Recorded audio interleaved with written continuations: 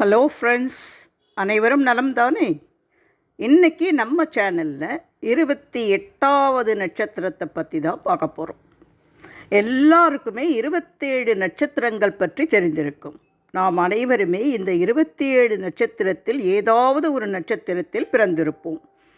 27 நட்சத்திரங்களை தவிர 28வதாக ஒரு நட்சத்திரம் உள்ளது என்றும் அந்த நட்சத்திரத்தை ஸ்ரீகிருஷ்ண பரமாத்மா தான் சூடியுள்ள மயில் இறையில் மறைத்து வைத்திருக்கிறார் என்ற ரகசியம் தெரியுமா உங்களுக்கு?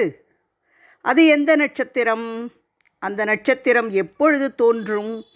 அந்த நட்சத்திரம் வரும் வேளையில் நாம் எப்படி, யாரை, எந்த மந்திரத்தை கூறி வழிபட்டால் நினைத்த வேண்டுதல்கள் நிறைவேறும்?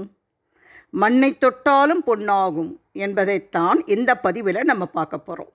இதுவரைக்கும் எங்கள் சேனலை சப்ஸ்கிரைப் செய்யாதவர்கள் சப்ஸ்கிரைப் செய்யுமாறு அன்போடு கேட்டுக்கொள்கிறேன்.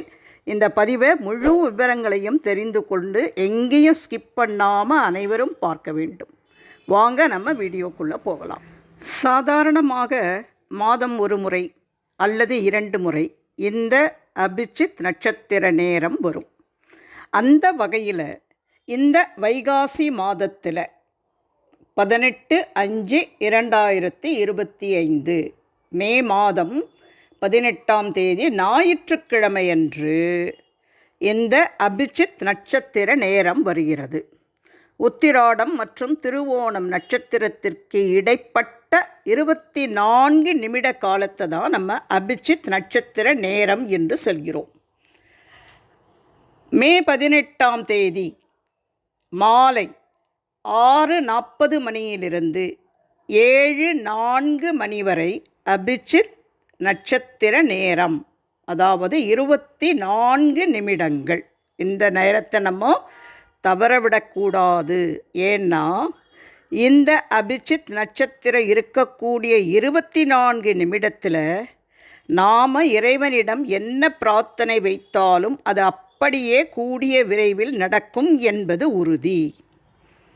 28வதாக வருகின்ற இந்த நட்சத்திரத்தை மனிதர்களிடம் கொடுத்தால் தவறாக பயன்படுத்தி கொள்வார்கள் என்பதற்காகவே கிருஷ்ண பரமாத்மா இந்த நட்சத்திரத்தை தன்னுடைய மயிலிறையில் ஒளித்து வைத்ததாக நமது சாஸ்திரங்களும் புராண கதைகளும் சொல்கிறது.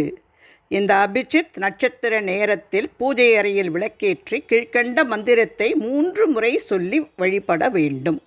நம்ம வீட்டு பூஜை அறையில் இருக்கக்கூடிய கிருஷ்ணருடைய படம் இல்லைன்னா பரவாயில்ல, பெருமாள் படத்திற்கு முன் 2 அகல் விளக்கில் நெய் ஊற்றி தீபம் ஏற்ற வேண்டும். அந்த படத்திற்கு துளசி மாலை சாத்தணும். துளசி மாலை சாத்த முடியலன்னா ஒரு தட்டில் கொஞ்சம் துளசியாவது வைக்கணும். மஞ்சள் நிற மலர்களை வைத்து உங்களுடைய நீண்ட நாள் கோரிக்கை நிறைவேறணும். தீர்க்கவே முடியாத பிரச்சனைகள் இருக்குது, அந்த ஒரு பிரச்சனை தீர்ந்தாதான் நான் நிம்மதியாக வாழ முடியும் அப்படின்னு நினைக்கிறீங்களோ அது சரியாக வேண்டும் என்று பெருமாளிடம் வேண்டிக் கொள்ள வேண்டும். மஞ்சள் நிறமான லட்டு நிவேதனமாக படைத்தும் வணங்கலாம். இந்த மந்திரத்தை 3 முறை மனதார கூறி கிருஷ்ண பரமாத்மாவை மனதார நினைத்து உங்களுடைய பிரார்த்தனை, ஏதாவது ஒரு முக்கியமான பிரார்த்தனை நிறைவேற வேண்டும் என்று பிரபஞ்சத்திடம் சொல்ல வேண்டும். அபிஜித் நட்சத்திர வேளையில் தொடங்கும் காரியங்கள் நிச்சயம் வெற்றி பெறும். கூற வேண்டிய மந்திரம்: அபிஜித ஆகமாந்து தீர அபஜிதாம்பர நட்சத்திராணாம் நாததீய ஜோதினாம் நலகங்காதர பவதாரண சிவச்சிய விஷ்ணு மேதினாம் பவத வலாம்சுத பரிபாலய சரணாகத பாகிமா. இந்த நேரத்தில் எந்த தோஷமும் கிடையாது. ராகுகாலம், யமகண்டம், அஷ்டமி, நவமி, கரிநாள், பிரதமை, செவ்வாய், சனிக்கிழமை அப்படின்னு சொல்லிட்டு எந்த வித தடங்களுமே இல்லை. உத்திராட நட்சத்திரத்திற்கு அதிபதி கணபதி, திருவோண நட்சத்திரத்திற்கு திருமால். நீங்கள் பூஜை பண்ணும் பொழுது முதல்ல கணபதியையும் உங்கள் குல தெய்வத்தையும் வணங்கிட்டு அப்புறம் திருமாலை வணங்க வேண்டும்.